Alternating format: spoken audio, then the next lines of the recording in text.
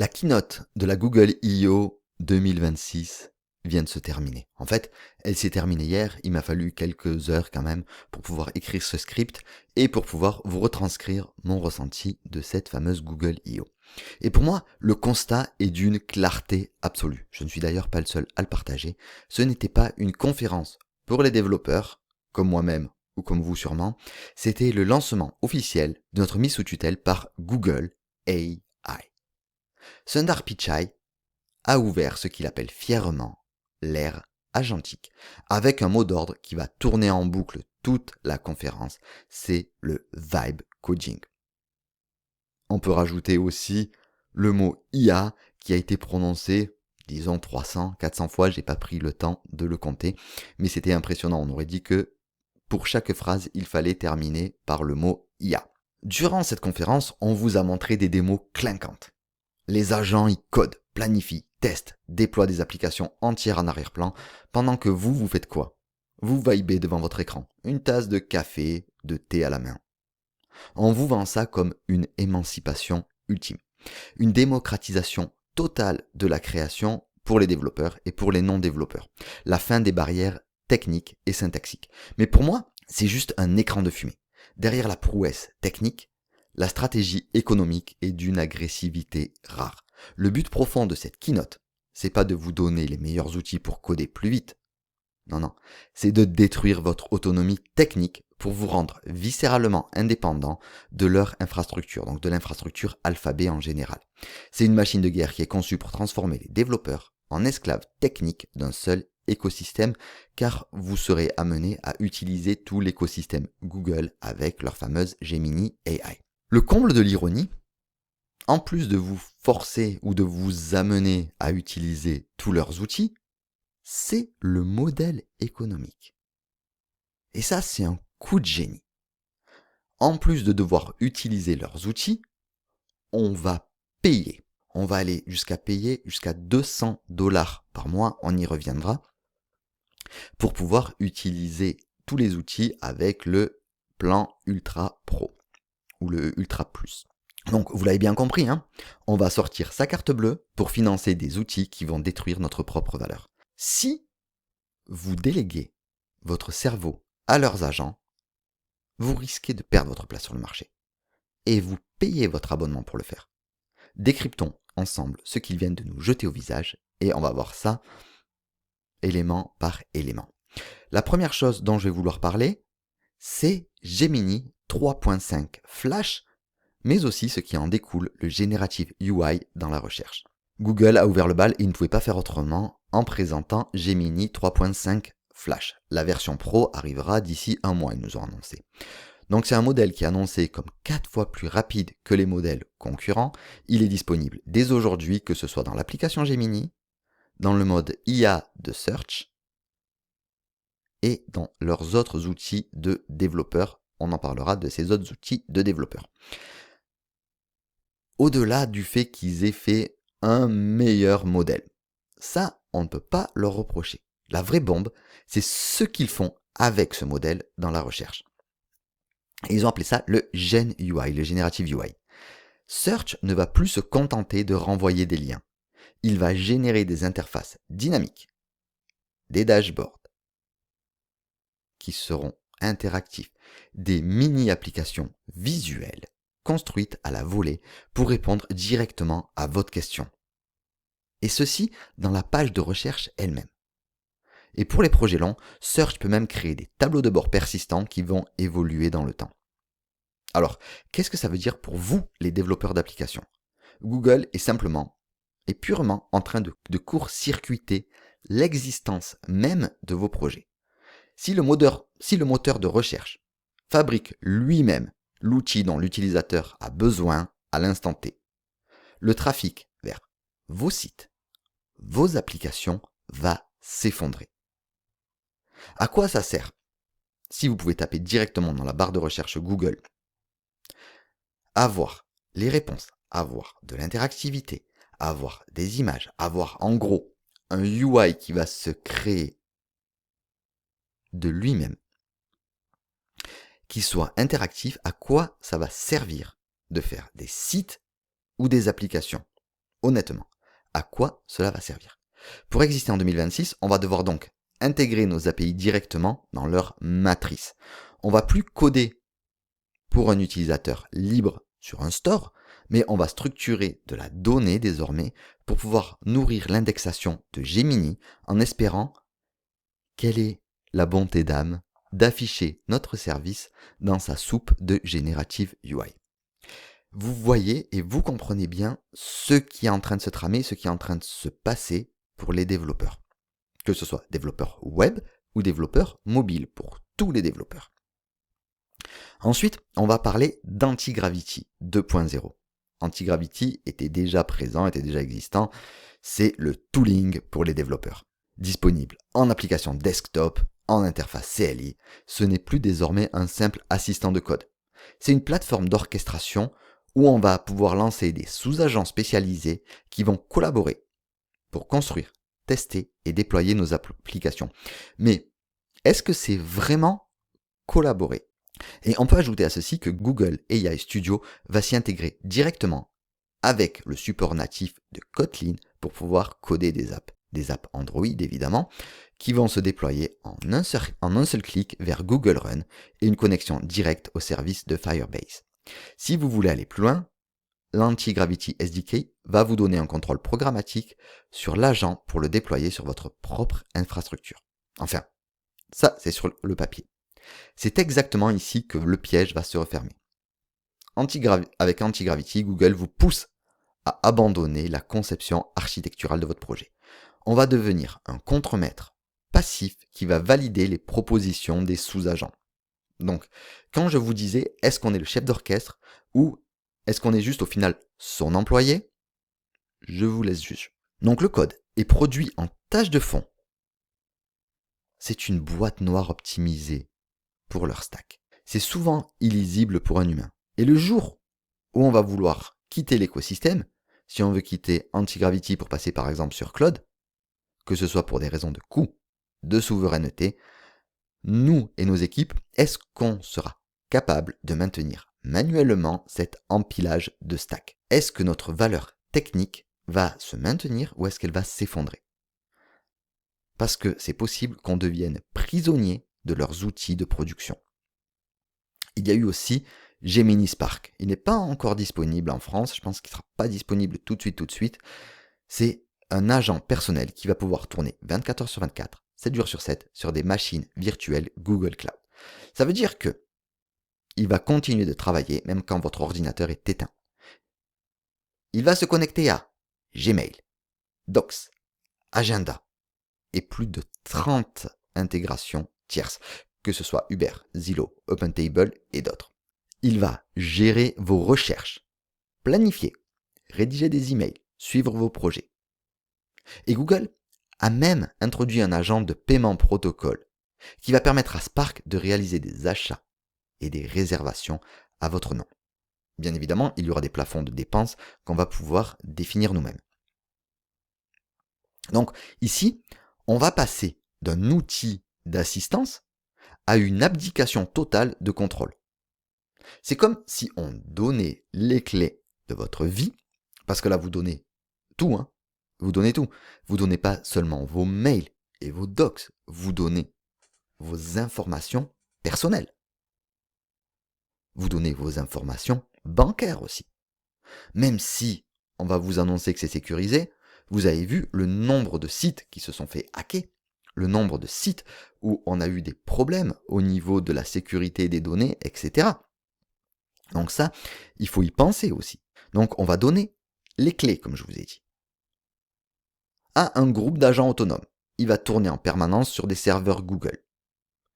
Et là, on va accepter qu'un algorithme propriétaire, donc propriétaire de Google, agisse en votre nom, tout le temps, en continu. Imaginez, Spark hallucine. Il envoie un mail au mauvais destinataire.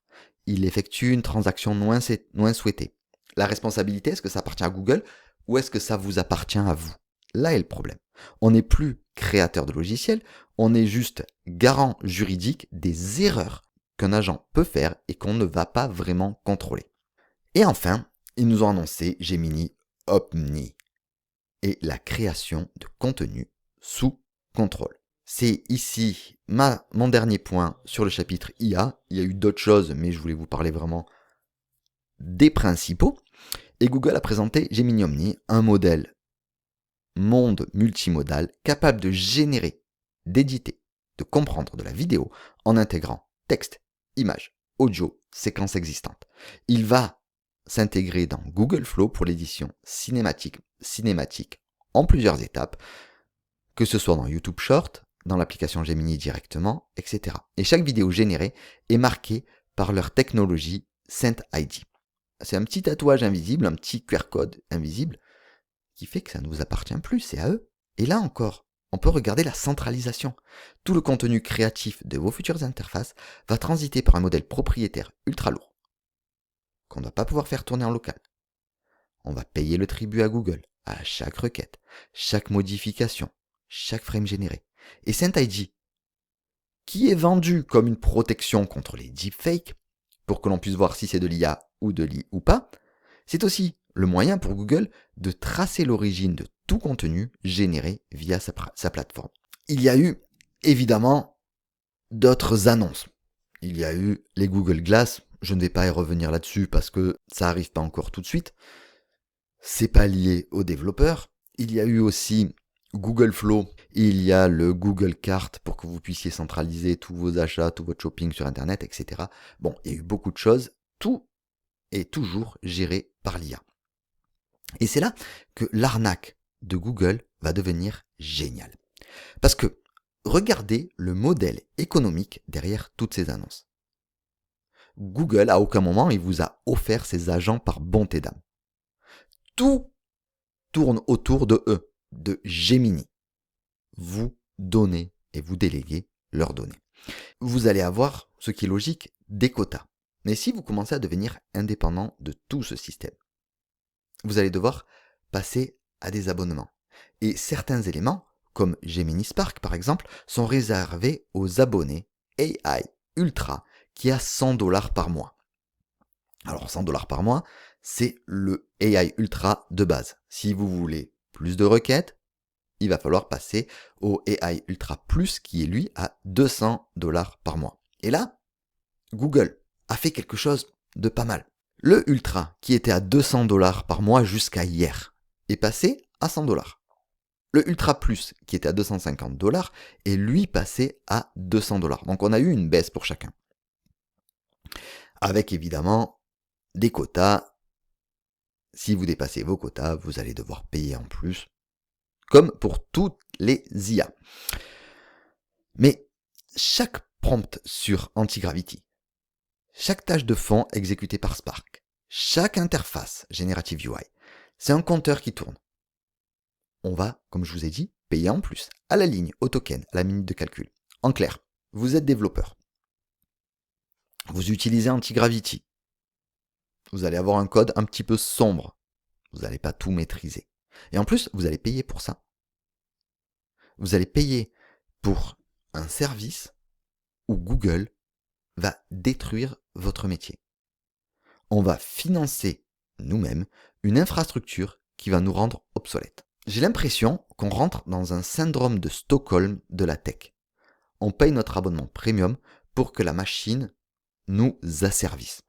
Et le jour où on est tellement dépendant et qu'on ne sait plus coder sans elle, alors là, à ce moment-là, il va augmenter les prix. On l'a vu avec Claude Code, à partir du moment où énormément de gens ont commencé à s'en servir, hop, Claude Code n'était plus disponible dans la version pro et ils ont tenté de le faire à $200. Et d'ailleurs, si vous utilisez Claude Code dans la version pro, franchement, je trouve que on atteint très rapidement les limites. Mais revenons à Google.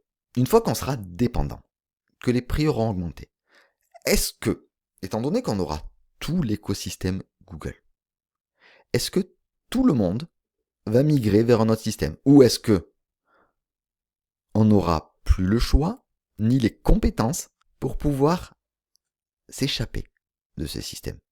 Est-ce qu'on va pas finir par fermer notre gueule et payer? Parce que on sera devenu tout simplement trop dépendant. Alors, je pense qu'il y a beaucoup d'entreprises qui ont regardé cette keynote et qui avaient des étoiles dans les yeux, notamment au niveau des patrons. Voilà, tout le monde va pouvoir coder, tout le monde va pouvoir créer des choses. Et beaucoup vont foncer tête baissée sur Antigravity et Gemini Spark pour nettoyer leur grille de salaire et vont se prendre un mur d'une violence inouïe d'ici peu de temps. Elles vont croire qu'elles font des économies. En réalité, elles vont troquer des salaires contre des factures de tokens. Et au-delà des factures, même si Gemini sera évidemment beaucoup moins cher, au début du moins, qu'un employé, est-ce que l'autonomie et la dépendance vaut le coup? Est-ce qu'on ne va pas se retrouver sur quelque chose où on sera totalement dépendant des gros mastodontes de la tech? Et là, à mon avis, c'est déjà arrivé avec l'IA, avec le vibe coding et compagnie, mais ça va encore plus exploser. On va arriver à des applications, des sites web générés par des vagues d'agents autonomes. Ça va commencer à planter en production. Il va y avoir des bugs, des erreurs de sécurité. Face à ces cas réels, quels seront les vrais coûts que les entreprises et que les particuliers vont avoir? Combien va-t-on dépenser dans notre chiffre d'affaires pour gérer la dette technique? Et là, quand il y aura des problèmes, les boîtes, elles chercheront plus des vibe codeurs, hein. Elles chercheront des vrais développeurs. Mais est-ce qu'il en restera? Parce que ces entreprises, elles vont chercher les bougres, les réacs. Vous savez, ceux qui disent « Oui, je me sers de l'IA, mais de façon éthique. Je me sers de l'IA, mais pas pour tout faire. Je ne vais pas vibe coder. Je vais déléguer uniquement certaines tâches à l'IA. Parce que je ne suis pas non plus dans la posture de tout refuser. Je suis dans la posture d'utiliser l'IA intelligemment. Si on refuse totalement l'IA, on est mort. Si on délègue tout à l'IA, on est mort aussi. Il va falloir trouver vraiment le juste milieu. Donc, tous les gens qui se disaient un petit peu, allez, disons complotistes, qui ont refusé de payer pour leur propre solution, dans quelques mois ou quelques années, ce seront les rois, ce seront les artisans. Ils vont maîtriser les fondamentaux des langages, que ce soit HTML, CSS, JavaScript, parce que, honnêtement, ceux qui commencent à créer des sites web, combien apprennent HTML? Combien apprennent CSS? Et combien demandent à l'IA de faire leur propre boilerplate? Honnêtement, voilà. Mais que ce soit pour le web, hein, ou que ce soit pour Swift, SwiftUI, Dart, Kotlin, Flutter, Jetpack Compose, qui connaît désormais en junior, qui connaît vraiment les bases, qui prend le temps de lire la documentation et qui prend le temps, en fait, d'avoir des fondations solides avant de pouvoir déléguer. Il y a peu de gens. Et ces gens-là, moi je les appelle les artisans. Ils maîtrisent les fondamentaux du langage. Ils savent structurer des architectures indépendantes du cloud. Le jour où il n'y a plus d'internet, eux ils continuent à coder. Ils sont pas bloqués. Ils vont pas bégayer dès qu'ils seront hors connexion. Vous voyez? Et eux, ils ont encore la compétence technique d'ouvrir le moteur, donc d'ouvrir le code, arracher des milliers de lignes, qui vont souvent être des lignes spaghetti, des doublons, du code inutile, des surcouches. Non, non, ils vont aller à l'essentiel. Ils vont nettoyer ce code. Ils vont le cleaner parce que Antigravity, lui, il les aura juste empilés. Il n'aura pas reformaté derrière. Il n'aura pas réarchitecturé le code, il aura tout fait en stack, selon les demandes du vibe codeur. Et là, Google.io, inconsciemment, vient de tracer une frontière très nette sur l'avenir de notre métier. D'un côté, on aura les esclaves du vibe coding, des exécutants dépendants de serveurs, de l'IDE Cloud et des modèles de Google, de la première ligne de code jusqu'à l'exécution et les tests. Et le déploiement aussi. Et de l'autre, et ces vibe codeurs, ce seront des pions interchangeables. Et ces pions interchangeables, en plus de leur interchangeabilité, payent fièrement leur abonnement. Et je ne vais pas lancer la pierre que seulement à Google, mais Claude Code, Cursor, etc. Si les vibe codeurs sont trop dépendants, ne cherchent pas à apprendre les bases, là ils deviennent des pions interchangeables et ils vont devenir esclaves. Et de l'autre, on a ce qu'on pourrait appeler les développeurs indépendants, libres, les artisans, ceux qui utilisent l'IA comme un simple accélérateur pour taper plus vite, pour ne pas réinventer la roue, mais qui veulent garder le contrôle absolu de leur architecture, de leur logique et de leur indépendance. Et enfin, on pourrait même avoir un troisième point, l'homme des cavernes qui lui va tout coder à la main. Donc, ici, le but c'est quoi? C'est de choisir son camp. Dès aujourd'hui. Je dis pas de ne pas utiliser ces outils, hein. Attention. Je dis de faire attention de ne pas tomber dans une ultra-dépendance. De ne pas vibrer pour vibrer. Parce que ce sont des promesses marketing.